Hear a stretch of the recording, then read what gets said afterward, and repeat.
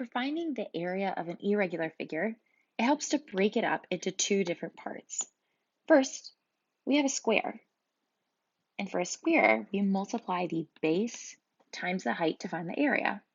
My base is 5, and my height is also 5 because squares have all the same sides.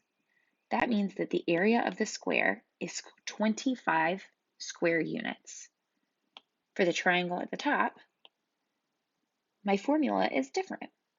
Triangles are measured by their base multiplied by their height, but then we have to half that because triangles are half of parallelograms. My base of my triangle is the distance from one side to the other, which is 5. We knew that because of this side of our square. The height of the triangle is 4. When I multiply the base and height and divide by 2, I get an area of 10.